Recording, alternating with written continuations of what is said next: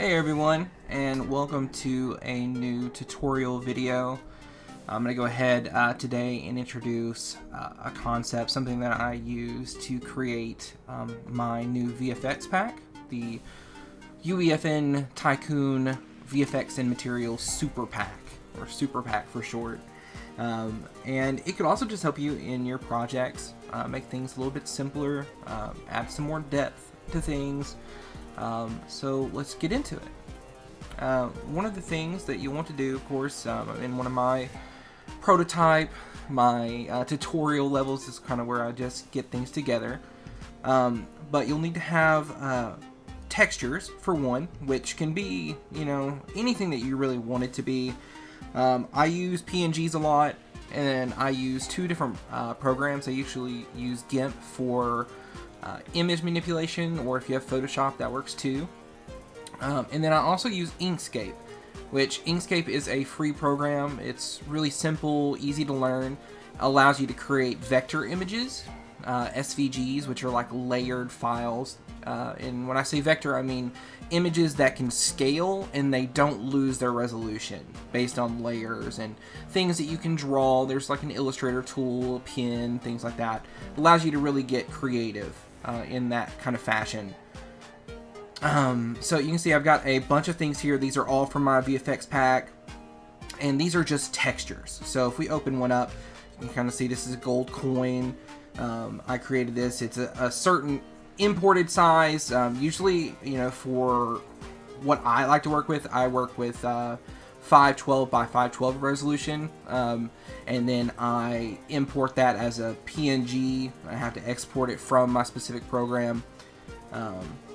And what we'll do is go ahead and take these textures here, and we'll go back out, and we will need to create some materials. So what I like to do, for instance, is have a materials folder, and I will go ahead and have those organized by what they do, and then also have my master maps. So just for example, I'm going to create a material here, and we're just going to name this a bounce material, or bounce_mat. And then I will also have another one called a panning mat. Simply what I'm going to be creating are some small animations that you can do without having to use verse, without having to use a cinematic sequence. All of this takes place within the blueprint for the material. So we will start with the bounce, and you see this is how we have it set up. This is our material attributes. This is where we'll plug things into. And to begin with, one of the first things we'll want to do is go ahead and change this to masked. Basically, this will allow us to plug in the opacity from our texture straight to the opacity mask, so that we can have transparency on the parts that we want to be transparent, and for things to be solid where we want them to be solid. And I will go ahead and show you that as well. This is a great way to visualize what you are creating. You can use a sphere or cylinder. I like to use the plane, and it just kind of gives you a good idea as to what it would look like on a wall, for instance. So we will go here, and I will look up a texture sample. And this is where you would, of course, click. You can add your own texture, like the ones we added. So we can add anything that we want. I will add in, say, for instance, this one.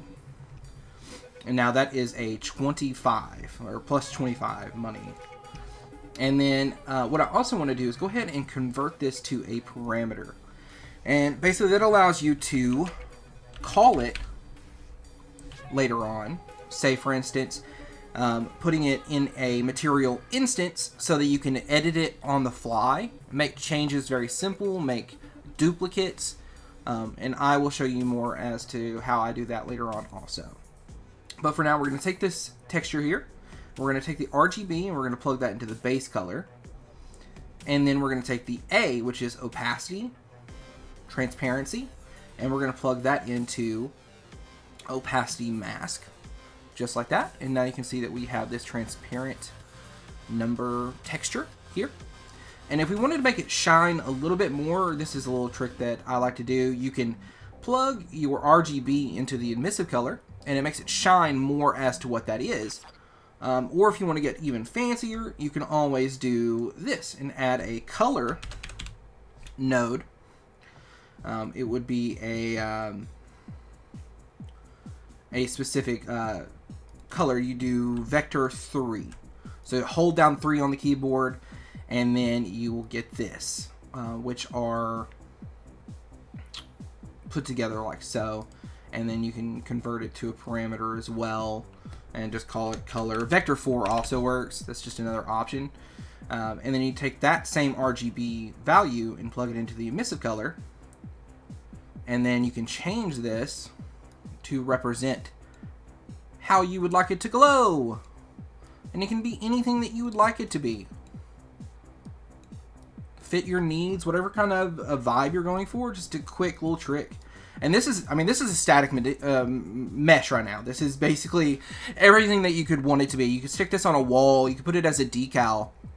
And it's just, good way to learn if you don't know much about materials to begin with. The next step here is we want to go ahead and create another one of those parameters. So we're going to go ahead and just duplicate this one. And we're going to pull it all over here. This time we're going to rename this one to direction. And you'll see why this is important later. It's always good to stay really organized, as I always mention, just so that you can keep everything in the right flow and not lose track of anything. So, direction there. And then we're going to go ahead and grab a couple other little things. The first we'll have down here is time, which is just a value of time in accordance to the game's clock or the engine's clock. And then we'll want to create 2 different scalable parameters. When I say that, I mean a value that we can edit on the fly. So hold down S and click. Don't type a whole bunch of S's, but here is your parameter, and we will call this distance. And then we'll do another one of these. So hold S and click, and this one will be speed. And you're about to see how this will all come together. Now, the things that really hold materials together are always what we call expressions or functions. They're just like code, but in the material graph, it's a blueprint. It's like visual scripting. So you want to do a little bit of math to get the motion that we want. And this is the bounce material. So we want it to bounce up and down. That's kind of the implied variation there. And it's actually very simple to do.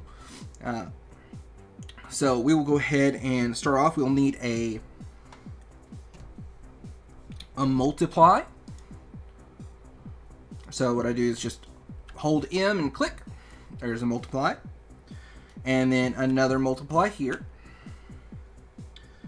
And then we will need a divide. So hold down D and click, and you get a divide. And then the 2 most important parts of this entire expression, this entire graph, is we will need a sine wave. So we want to right click and type in S-I-N-E, sine. And this essentially creates like a line in a graph that goes up and down, and that sine wave is actually a physical mathematical function that creates movement in things, and we can use that to our advantage. So we'll take a sine and an ABS, or an absolute, and then let us plug these together. We'll take the RGB value here and plug it into A, and then we will take this multiply and plug it into the B there, and we will take the distance and plug it into A here, and then all of these actually get plugged together. So we have time into the divide and speed into the divide, and then the divide into the sign into the absolute, and the absolute into the multiply. Now we want to go ahead and change these values. Now for this vector 4, or this direction as we named it earlier, each one of these colors actually applies to an axis of movement. So red, or R, is for the x-axis, green is for the y-axis, and blue is for the z-axis. And we can actually use that information to tell this in what direction do we want this to bounce. So we are going to go to 0 on all of these, and then we can determine, say if we want it to bounce up and down on the z-axis, we need this to be 1. So we will change blue to 1. A good default value for distance is 100. And for speed, 10. And the way this actually works too is that the higher the value on distance, the more distance that is traveled. And for speed, it's actually the opposite. The lower the value for speed, that means that the faster it moves. And then the higher value for the speed, the less it moves. So we'll do it like that. And then we'll plug this all into our UVs for our texture. Oh, my apologies. No, not UVs. We'll actually plug this straight into the world position offset.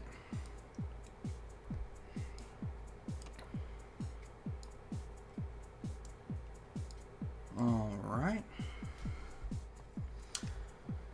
And once we have this down, we'll want to go ahead and save that material.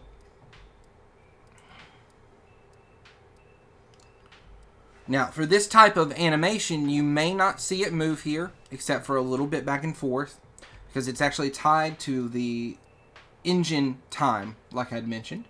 So we want to minimize this, and one way we can test it is just by pulling out, say a mesh. Create a mesh just like this.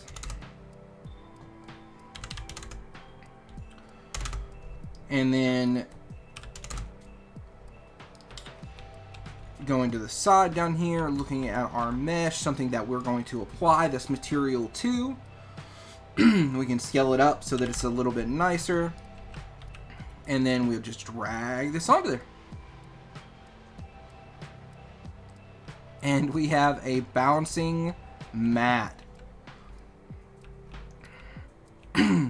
And that simple animation should be just so useful to add a little bit more depth to the way that you create maps in UEFN. Super simple. You can see that, obviously you can see it from this side, but it's blank on this side. If you want to fix that, just go back into the mat and click off of everything and make two-sided right there. And you can add whatever modifiers you want to make it a little bit more unique, a little bit more special. But now, it has two sides. Pretty nice. Special. Alright. Now, let's go ahead and focus on the next type of material map that we can have. The panning map. Now, this one's really special because it kind of gives you some different movement that can be used to lead players in certain directions. Show things of interest, and I will go ahead and show you how to do that.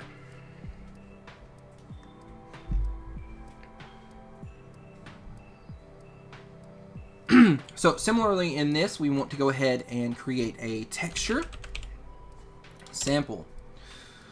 And again, we want to go ahead and convert that to a parameter, and we'll call this texture.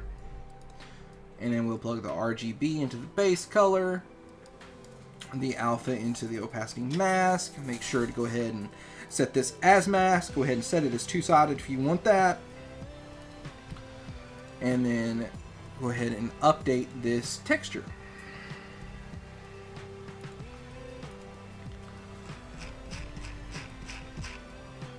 And in that VFX pack that I have, there are a ton of textures to find at your disposal. We'll go ahead and use stone for this one. Actually, I say that. Let's use something that kind of moves with direction. We'll say this. This is a right green chevron. And again, we can also do the emissive with a color. So we'll go ahead and just do, you know, our vector 4, vector 3, and then convert it to a parameter. Say color. Plug that down here into the emissive, and then we can change this to whatever we need it to be. So it could be red, blue. Let's go ahead and change this so we can see it a little bit better. And you can mess with the saturation, make it a little bit more like that if you'd like. A little bit darker if you prefer darker colors. We'll go ahead and just make it blue, just for kind of like a purple. Yeah, blue, that's fine. Alright. And then the next thing we want to go ahead and get are 3 new scalable parameters. So we will hold S, click, and this one will be speed, similar to the other one we had just previously made. We'll put him up there. And then we will get 2 new ones here. So hold S and hold S. This one will be direction X for the X axis. And this one will be direction Y.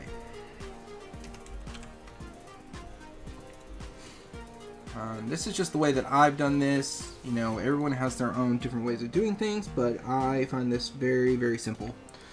And then we'll also want to go ahead and add another time up here, like so.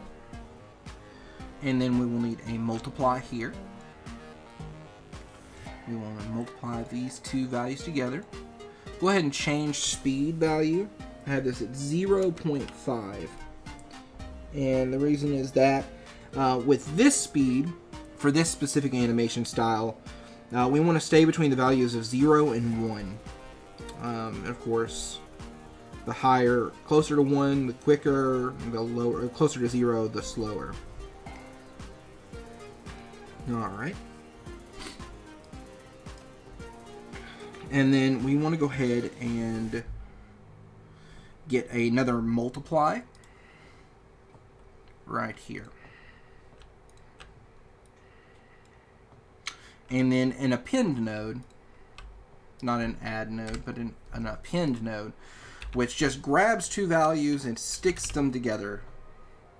So we just want append vector. And we'll plug the direction X into here, and then the direction Y into here, and then the multiply into A. And the reason we want this multiply here is we're actually going to invert this value. So for direction X, we want to put -1 here, so that whatever value comes out of here is multiplied by -1 and then added to our grouping. And then the last most important part of this type of animation is a panner. And as you can see, what it requires is speed with a result of an X and a Y, time, and then the coordinates will just stay unplugged. So we will take these and we'll plug that into time, and then direction here. I know that sounds different, but it's just a really simple way to do it. And then we will plug these directly into our UVs. Now, what's unique about this one is we actually should be able to see different straight away. So if we change this down here to a value of 1, they'll start moving to the right. If we start with a -1 here, they'll move to the left. So imagine each one of these directions is the x-axis. 1 is to the right, -1 is to the left. And for the Y, that's up and down in this perspective. So +1 is up, and -1 is down. And that's how you can change these. And then we'll go ahead and put this on a material as well. So save.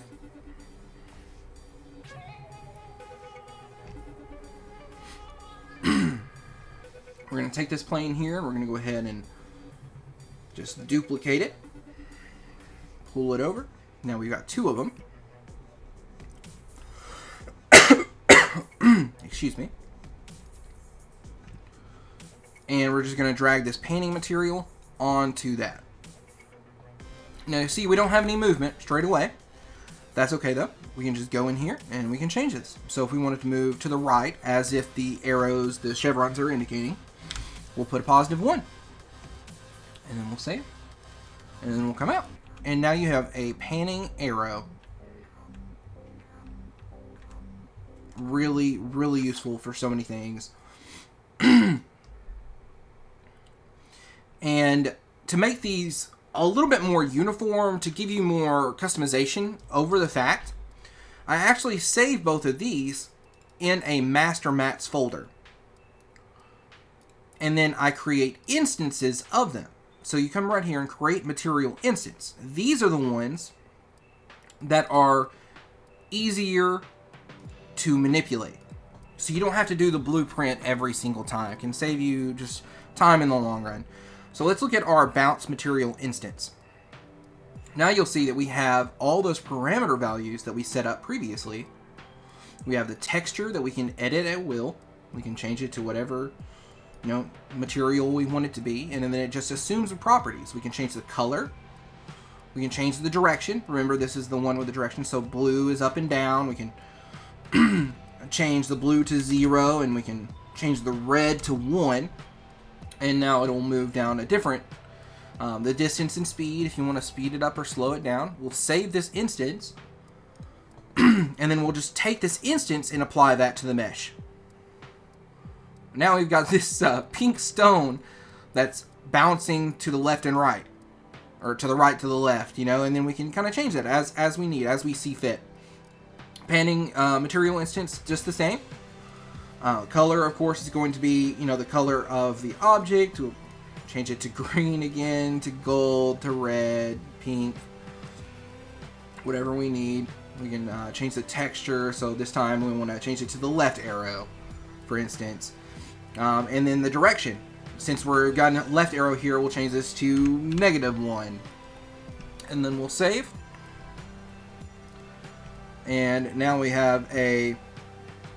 Oh my goodness. But you can see, now we have it on a large scale. Just like that. We'll undo that, and then we'll add it back down here. Oh my goodness, it's just doing it because I can't click on this plane for whatever reason. There we go. Plane 2. Now we have a left panning arrow that's pink. Alright.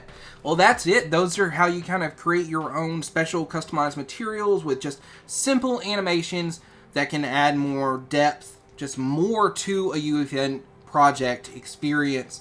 If you really want to step up your game, you can, you know, look into making your own PNGs. You can even purchase them. You can have people make them for you. There's even some that are free online that allow you to do it. Just make sure that you are respecting copyrights, of course. And if you're interested in all of the textures that I passed through today as well, you can find them on my ArtStation. They'll be linked in the description. They have VFX materials already made, already populated, ready to go, and just makes it simple and easy to use as well. But I think that's pretty much it. Thank you guys so much for watching, and if you have any comments, just leave them down below. Tell me what you'd like to see next. I really appreciate it, and stay calm and listen to Dom.